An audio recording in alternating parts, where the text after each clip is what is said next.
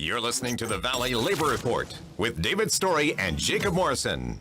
Let's just go ahead and jump into it. You know, I said that y'all are trainers with the IWW, and you've been giving an organizer training, the IWW's organizer training 101 to the Huntsville branch, and for the past month from noon to 3 every Saturday, and so. So you know, I wanted y'all to kind of just give us a brief, like, you know, give us the 30-minute condensed, like, how does the IWW reckon the best way to organize a shop is? Okay, we're gonna condense 12 hours into 30 we're gonna minutes. condense it to 12-hour training into 30 minutes. No pressure. No role plays. The IWW is big on role plays. We think the best way to practice something is to actually just do it. So we'll cut out that. I'd say what we just were talking about and what David was just said is the beginning of our training. We have to introduce people to the IWW. We provide this training for members and non-members. They're usually pretty localized. That's over a weekend, but now it's obviously over Zoom because of the pandemic. And we have to tell people who the IWW is, because people think that we died out in the 50s with some of the branches that we're managing that kind of dissolved. So that's kind of a, hey, how ya? We're the IWW, we still exist. That's right. Exciting. And then we really dig into the first steps of forming the committee. So the first step of any committee is you gotta know your workplace. So that includes gathering contacts and creating what we call a social map. I actually think Jenny describes social maps better than I do, so I'm just gonna make her do it. Yeah, so we're trying to understand, we always like to say that your workplace is already organized. We're just trying to reorganize it in a way that is beneficial to the workers and builds that worker power. So the social chart is all about understanding how people are already connected, who talks to whom, who doesn't like someone, like who plays D&D together, who has the same shifts, who never overlaps in the workplace. And it's just all about we draw it out. We always recommend, I think it's bubble.us, bubbl.us or something. I like to hand draw it though. But it's literally charting who is at your work, so that we can identify who's the social leader, who has a lot of influence over your coworkers. So we're not talking like bosses and management, but who is an influential person over other coworkers. Who are you connected to? How should we approach, basically, how do we strategically approach talking to coworkers about what we're doing, about organizing a workplace? And we also do workplace mapping, which is pretty similar. I don't know if Molly wanted to add anything about social charting. Yeah, and the reason why we start with this strong base of knowledge is that kind of organizing looks similar to a pyramid. I know this is an audio format, so I'm just going to describe a pyramid. The base is understanding your workplace. You can't do anything at that workplace without knowing exactly what's going on, the social dynamics, maybe the hierarchy of the internal management. And then the next steps are going to be one-on-ones, which is, we think the best way to move the movement forward is to have one-on-one personal conversations with a purpose with your coworkers. And funnily enough, this is a stumbling block for a lot of people. Talking to your coworkers is terrifying. So after you talk to your coworkers and hopefully go through a fun acronym we have, which is AEIOU, the vowels, and we'll talk about that in a second. Once you've basically built people up, then you get to practicing democracy. So now we're kind of in the sugars, fruits, and vegetables part of the food pyramid, further towards the top. And practicing democracy is less of your time, but it's so important, and it's built on knowing your workplace and those personal relationships. And then the very tip of the pyramid, the thing that you do the least but takes the most effort, is actual action, direct action. So when people think of a union, they think of strikes. They think of standing on your workplace and screaming union, or standing on the table and screaming union. But actually what unionizing is just the rest of that pyramid. It's checking your contact sheet, making sure that your social map reflects maybe new information you know about somebody, like, oh, we just found out that Jim is Bob's cousin. Got to put that on there because Bob's the boss and it's important to know that information. Those personal conversations, they take a lot of time, they take a lot of effort, and you need to do them compassionately. So that's also some time. And then practicing democracy is the base, like, is the bedrock of how we're making these decisions. There's no one-man shop. It's everybody together. And then every now and then you engage in direct action and then fight for your wins. And that's something that we really think is important, especially with some of the like bigger movements that people have been seeing, like the Alphabet Workers Union. Mm-hmm. We hope and we pray that those organizers are really doing the one-on-ones and knowing their workplace before they move forward, because they're using the term minority union. We don't use that. I actually don't really like that term because it's kind of defeatist. Like, you're never going to get to the majority if you call yourself a minority union. Mm-hmm. What we call solidarity unionism. Yeah. Which is the solidarity of your coworkers is what holds you together and what keeps the union moving forward. Yeah. And you know, you mentioned that about how you can think of the pyramid of organizing your workplace like you think about the food pyramid. You know, you need to have a lot of grains, and you need to have some stuff with protein, and then at the tippy top you get kind of your dessert. You get you get your direct action, or the things that everybody thinks about. You know, the things that gets everyone excited. But you've got so much. You've got to eat so much bread. You've got to have so much protein before you can helpfully engage in that direct action. And talking about how important the social mapping is and the workplace mapping is in doing the one-on-ones, which is the next step in the pyramid. You know, when you're trying to think strategically about how to do one-on-ones, who to do one-on-ones with, obviously, like you said, we don't like the term minority union. We like the term solidarity unionism, which is, because obviously you ultimately want everybody in the union, more or less, and even more. Yeah. Even if they have political disagreements with you, right? Like, we're not. This is something that I think by now, I hope even the conservative listeners in the audience know that we're not going to exclude conservative people in our unions. We can't. Not in Alabama. And so, if there's like a social hang up between, like, it's personal, it's not even political. Let's say, like, Jimmy just doesn't like me, right? It's just a personal thing. That can't get in the way of our organizing. And so, I'm not going to be the one to talk to Jimmy. Maybe I get Susie to talk to Jimmy. Maybe they hang out sometimes, or maybe they're friendly. I get Susie to talk to Jimmy doing the one-on-one instead of me. And that's how you kind of you navigate these but at the same time, what you're talking about, is one of the things that's really great about the unions, is the fact that it removes that nanny, no disrespect, it removes that nanny mentality of the boss, to where the workers actually come together as a group and solve issues between themselves, collectively, as opposed to running to tell mama that Jim Bob, called me a name. Yeah, Jimmy and hurt my feelings. I want him fired now. Right. It forces people to act like adults in the workplace, and builds that solidarity there, and builds communication. It really does what most of the media and most of the rest of the world don't want you to do, and that's talk to each other, mm-hmm. and listen to people,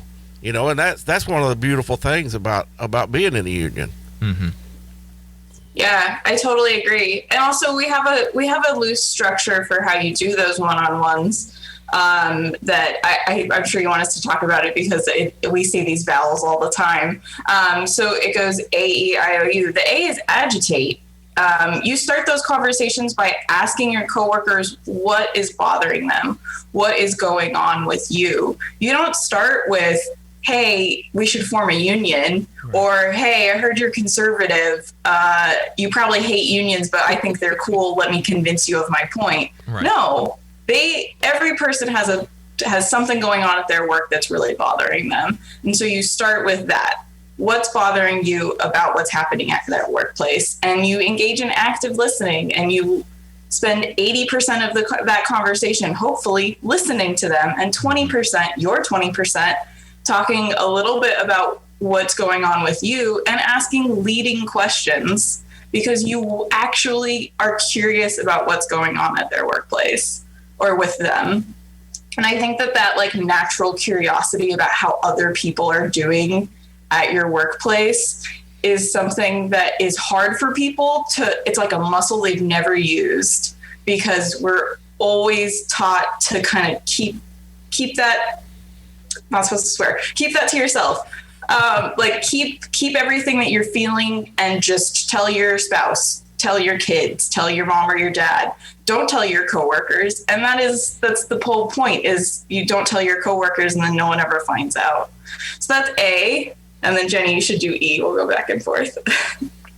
And we've got about a minute left in the segment, so just letting y'all know. All right, how about we just share what the letters stand for? So we have agitate, that Molly just talked about, educate, inoculate, organize, and then the U.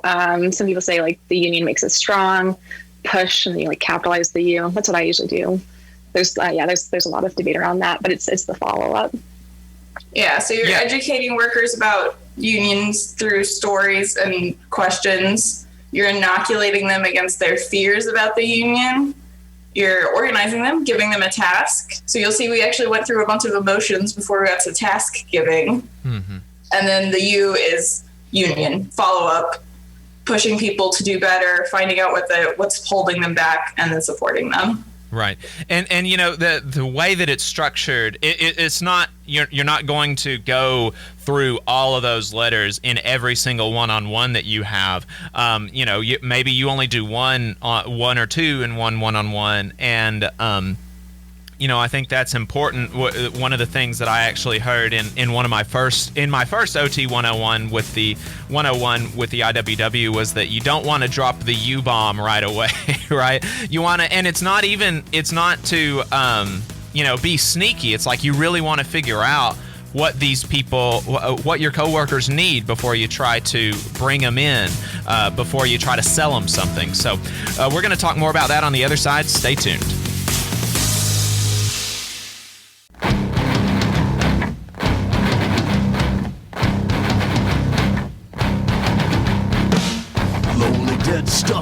All right, folks, welcome back to the Valley Labor Report. My name is Jacob Morrison, here with my co-host and fellow agitator, David Story. We've got on the line Molly Dice and Jenny Zundel, organizer trainers with the IWW. We are talking about, we're just kind of just sprinting through the OT 101 that the IWW gives, and we've talked about understanding your workplace, how important that is in an organizing drive, because you're not gonna be able to organize a union at your workplace if you don't know what the people care about, if you don't know what's getting at them, if you don't know who likes who or the social maps, like what the social relationships are, you're just not going to be able to do it. You know, you can't go into a workplace where workers are totally fine with their compensation and be like, don't you want to make more money, when what they care about is their control over their labor. Like, they want to have more of a say in what the company does. You're not going to be able to convince them to join a union if you don't speak to their issues. And so we talked about understanding your workplace. We talked about how one-on-ones are so important to that, how having these conversations with your coworkers is so important and integral in any organizing drive.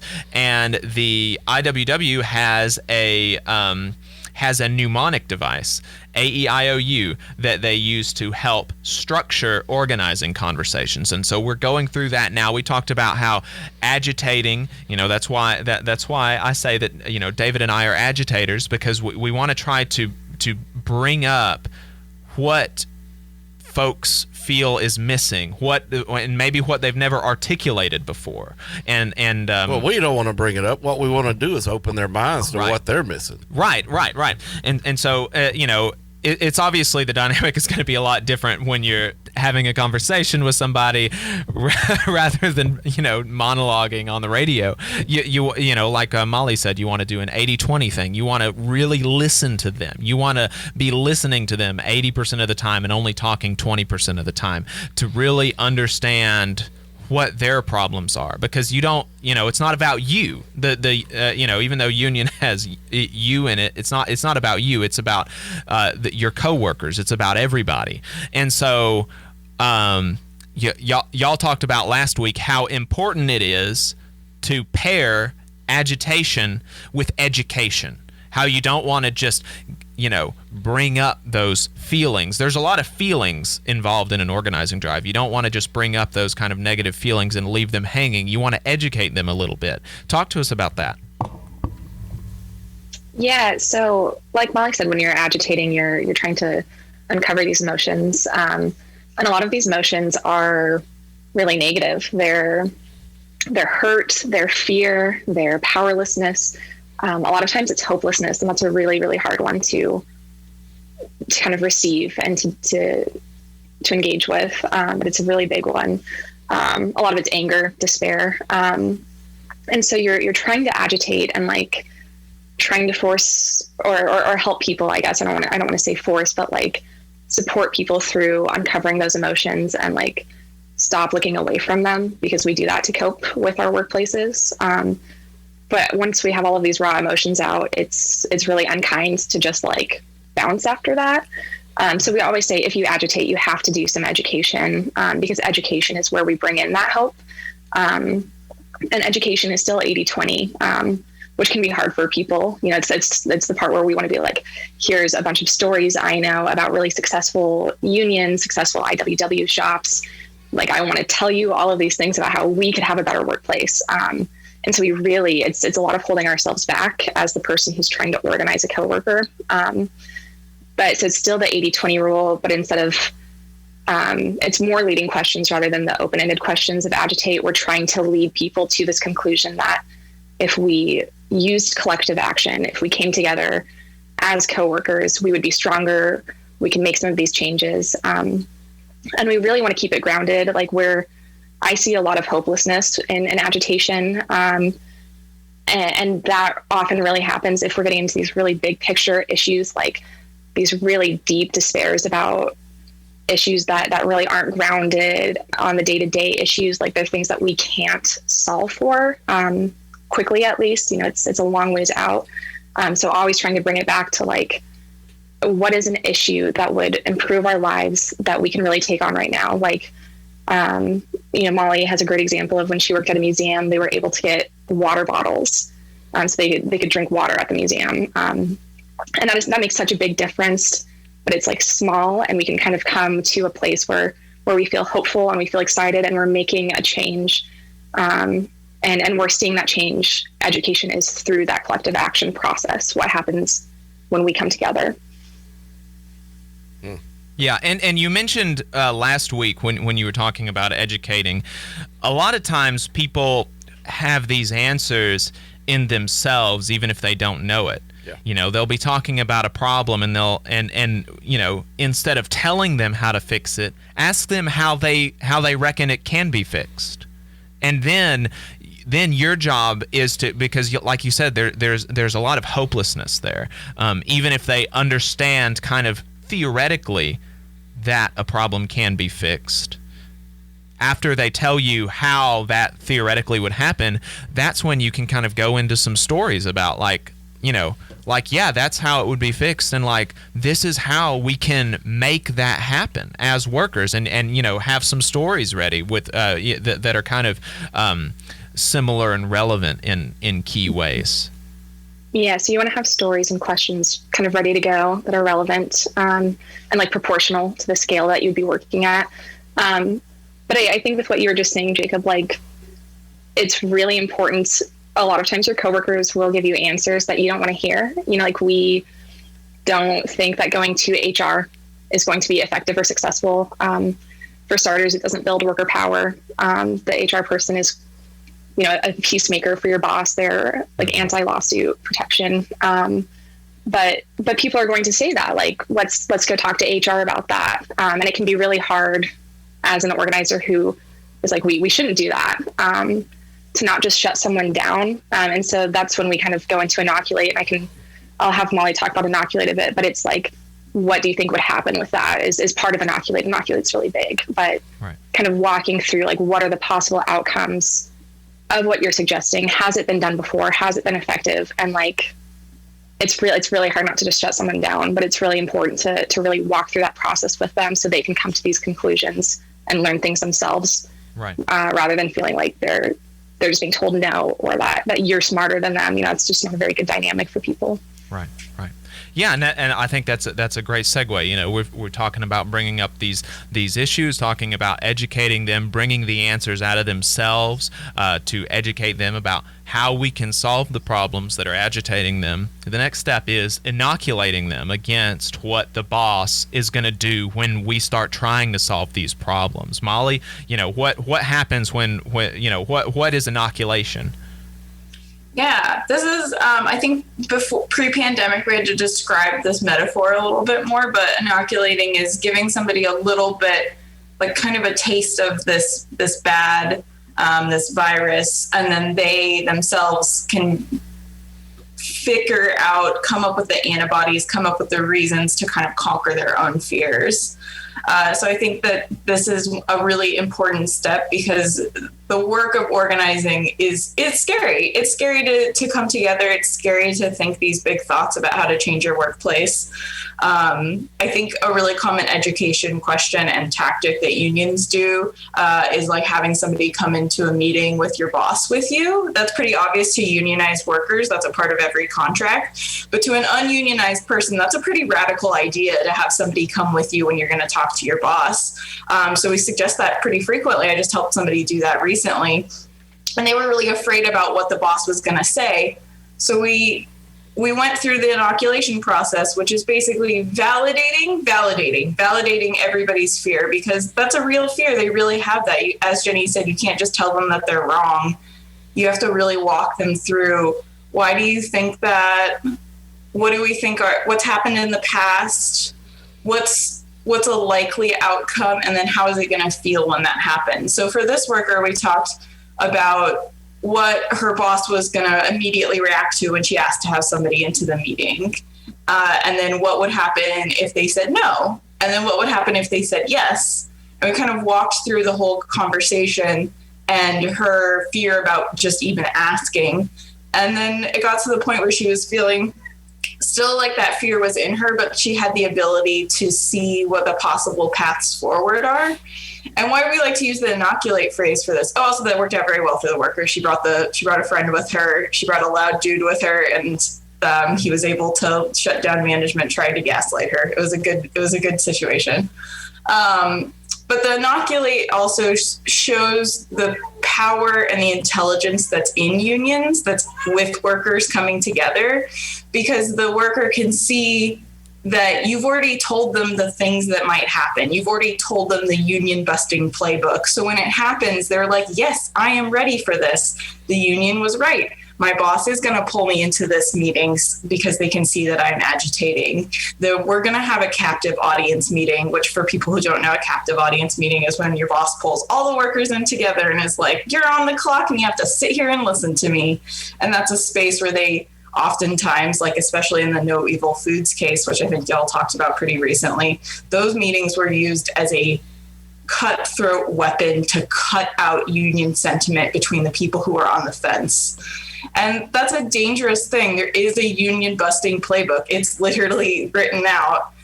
So inoculation is our tool to fight that, to fight the boss in their like emotional warfare that they're doing, because that's what it is.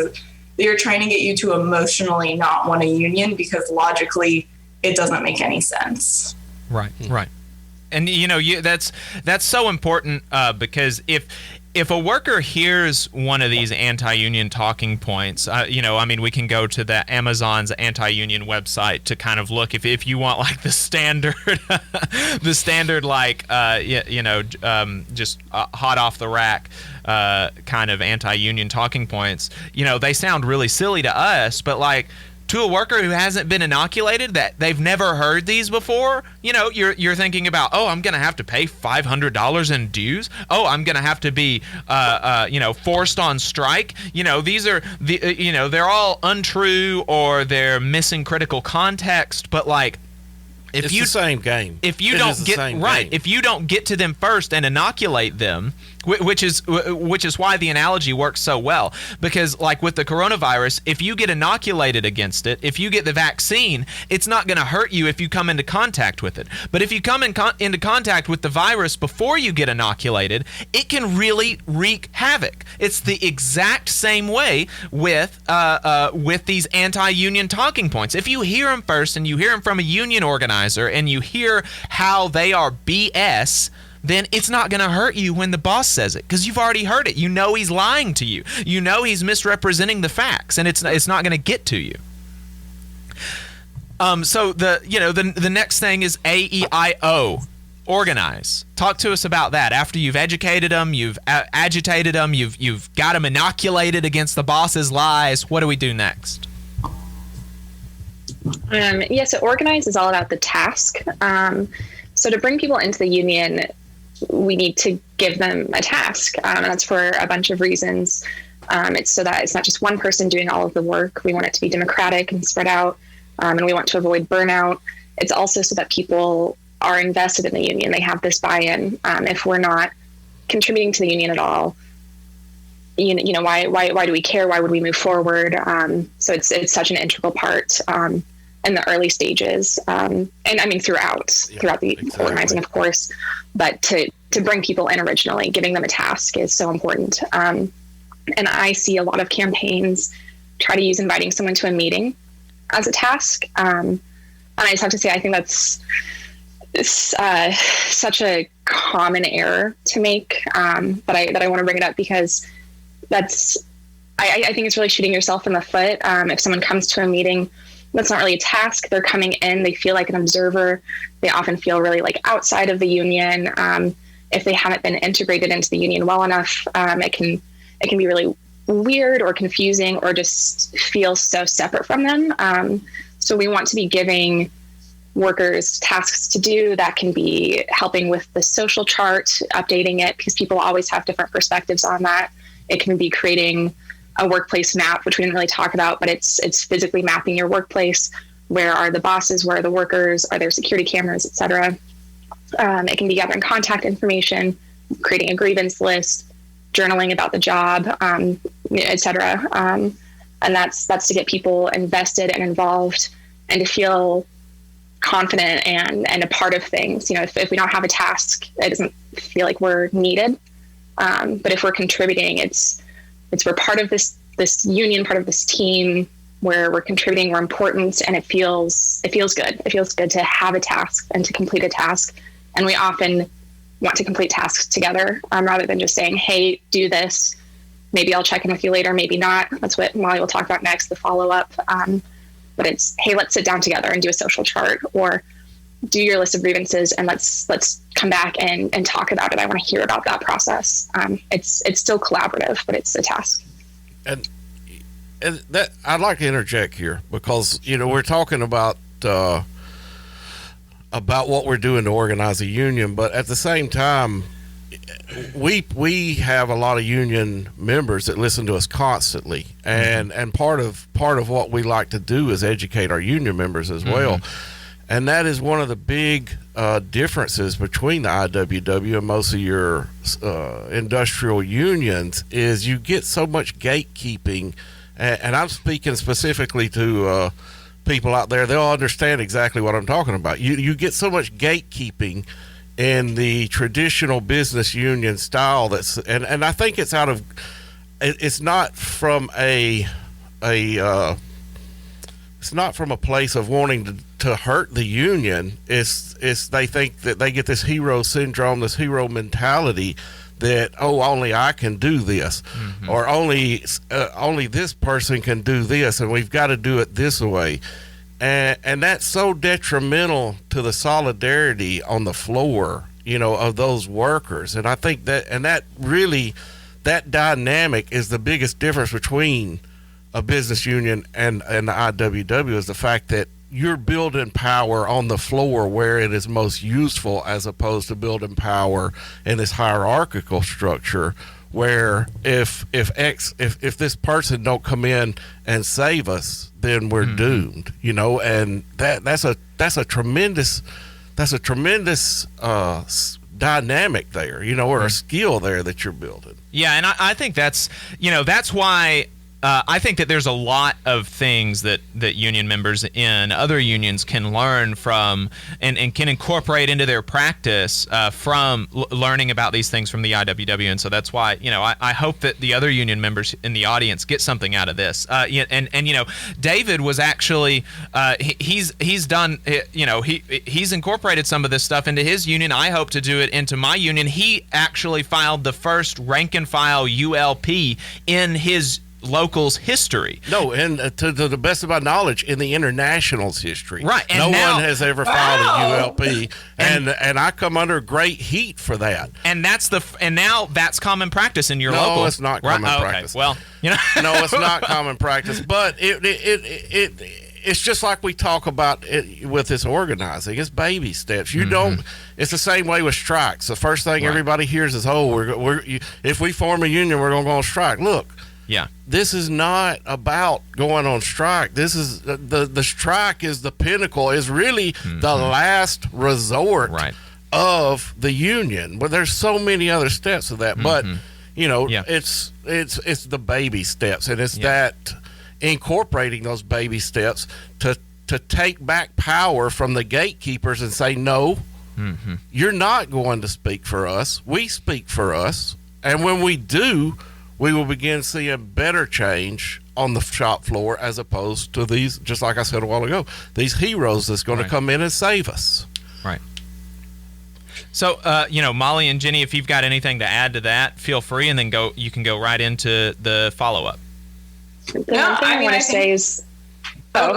thing I want to say is just, I think you're so dead on with it is baby steps. It is patience. Sometimes it is excruciating patience. It's painful. And that if you're not even inoculated against that it's not going to be an overnight thing. But it takes so much time to do the foundational work, and then to talk to your coworkers, and then it's not going to be one conversation in there. And I think I need to look up this statistic. I always try to cite it, and I don't know what it's about, but it's I want to say it's from a teachers union, from some union who has the statistic that it's like it takes about 7 one-on-one conversations with a coworker before they move up in their assessment value, which is how we do our assessments. It's a 1 if they have completed a task, they've acted in favor of the union.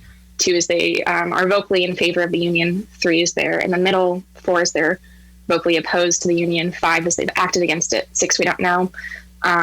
So that's on average. It could take much more than that. It could sometimes take less, but on average, it takes about 7 one-on-one times conversations to move someone up.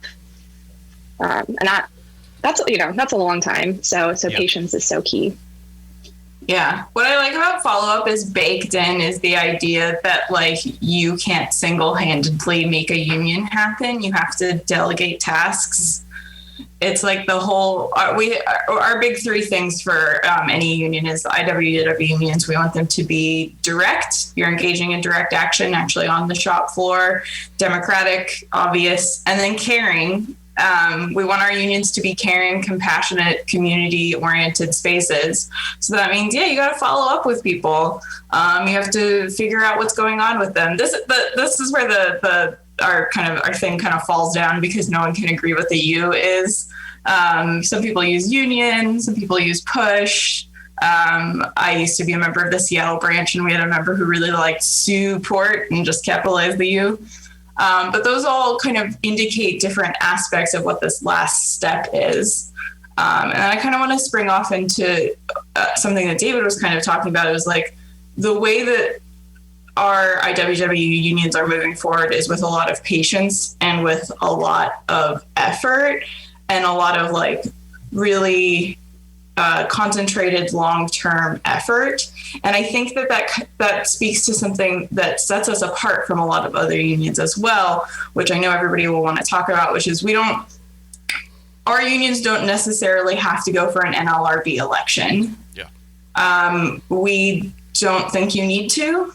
Solidarity Unionism kind of posits this idea that a dedicated committee at a workplace engaging in direct action with escalation plans can hold wins. Yep. And you don't need a contract. And I mean, we can get in on why that idea is really attractive and like why contracts can sometimes, and contractualism can kind of be at the detriment of those gains and wins. But our whole process and this whole acronym mnemonic that we just went through is all towards this aim that the workers are engaged and they're taking action and defending their wins. And no part of that involved the National Labor Relations Board, authorization cards, or even like the larger IWW. We're just there to provide support for them.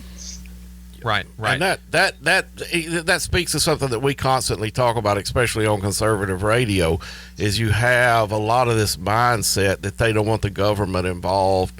You know, it's this reactionary conservatism that, you know, the nanny state and things like that, and that really speaks to one of the avenues that they have that they're absolutely ignoring. Is there is a way to work around all of this, the work around the minimum, raising the minimum wage and going through the government for an election, and you know, and that's building solidarity in your workplace. Right. It's something that's extremely important. Mm-hmm. And solidarity unionism, you know, it doesn't necessarily preclude going through an NLRB election, getting a contract, or anything like that. But it doesn't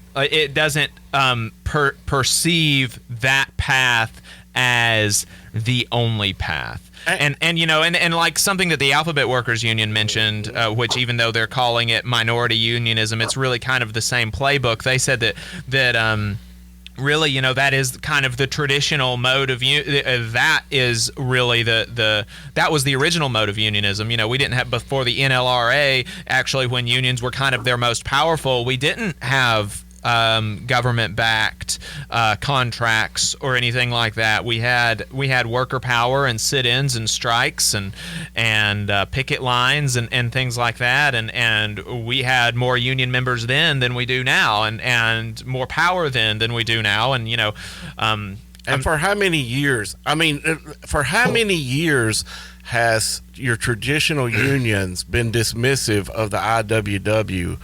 And kind of it's always been a laugh and a joke, and the IWW. But now you're seeing with the Alphabet Workers Union and especially in CWA with the campus workers, they're beginning to realize that there's a whole lot more power. Yeah, I mean, there's there, something there, and they're co-opting our way of organizing into their unions now. So I think that speaks a lot to why the IWW is one of the better unions out there. Whether you know it should be a coming together of work, you know, of solidarity across unionism in general, as opposed to this continued winking and nod of the IWW type stuff. Yeah, and I mean you and I do that. We're both members of AFL-CIO unions, and we want to try to incorporate, you know, some of the things to make our unions better. We're kind of, you know, we're dual carders. We're members of the IWW and other unions. We're kind of a ecumenical labor show, right? We want workers to organize. If you want to do it with the IWW, you want to do it with another union, like, that's great. We want to give you the tools to figure out what you reckon is going to work better, and go for it. And hopefully use both. That's the entire point. Is there's benefits and drawbacks to both. But you know, there's certainly a tremendous benefit to organizing through the IWW or using the IWW process because it builds power unlike any other traditional union does. It really brings that democratic workforce into play. Yeah. So Molly and Jenny, I'll let y'all go ahead and run through the rest of the OT 101, and then we'll start. We'll bring some of the. We've got a caller on the line, and he's been waiting. And if I just saw somebody that I wasn't able to answer the phone. I'm sorry. 1-866-494-9866. We'll get you in the queue. But Molly and Jenny, go ahead and finish up this 4-week organizing program. Finish up the OT 101 in 10 minutes. That usually takes 4 hours, and then and then we'll answer a call. Yeah, so today, actually, what we're going to do after this, the last day we kind of dig in on direct action. But really, like the what we've just been talking about of the difference, like our idea of how we view labor law, that's what our last day is. We're really just kind of going through why the IWW thinks that your campaign doesn't have to end in an NLRB election and a contract. And I think that our take on labor law and how that interacts with your actual organizing effort is something that makes IWW really unique. And as to what you both have said, yeah, we totally do also have contracts. The IWW manages quite a few contracts. But we let the workers decide democratically. I don't think we're the only union out there positing this, but I think we're the best at saying there's actually multiple ways that your organizing effort can go. Pick you're a democratically oriented union. You all can decide where you want this to go. And for some people that's a contract, and for some people it's a really strong solidarity union. You're telling that's me really that what our you last don't... day is just digging in on direct action, our tool to make change at your workplace, and then kind of those next steps of how to keep that going. So, I mean, you're telling me that you don't tell the workers what they have to do? You don't overlord on them? I mean, that's the common talking point. The big union boss is going to come in and tell you what to do. Yep. Yeah, I wanted to add to that while, yes, we the workers are the union, they make those choices. We do have contracts. A lot of people in the union, what I really love about our training is it is so based in history and history from our conception in the early 1900s to many campaigns over the past couple of decades, and what we have learned. And what a lot of folks have learned is often when you do go this NLRB route and this contractualism route, is it can really be to the detriment of the union. We have some contracts that are really amazing. A co-op in Chicago just secured a really good contract, but overall what we've seen is a lot of committees and unions have really lost speed and steam because these contracts and the election process is meant to stop direct action. It's work now, grieve later model. And it, the process for a lot of this is so long. People feel defeated, and we're really playing in the employer's field. They have the resources for the lawyers, for the labor laws on their side. The government is more on their side. It's such a hard battle for workers, which is why I think what we do well as the IWW and what I think unions do well historically is this collective action.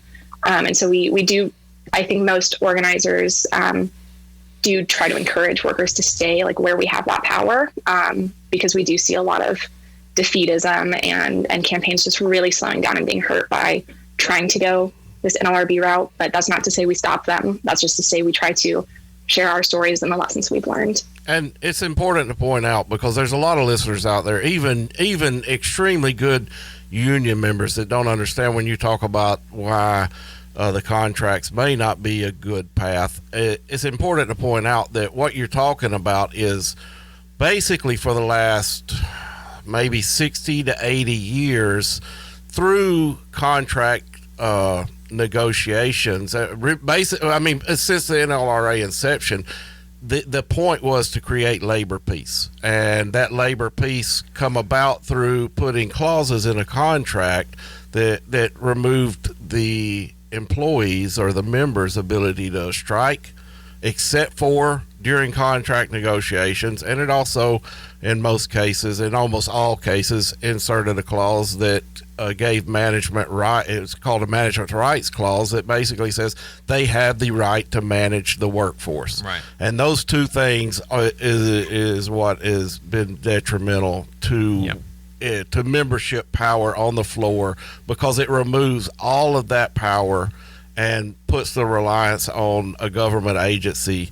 If you can't go through a grievance process, a government agency to solve the problem for you. And that's exactly where we don't want to be. Thanks for tuning in. We really appreciate your time. If you want to see what we're up to throughout the week, get our snide quips about the news of the day, then you should follow us on social media.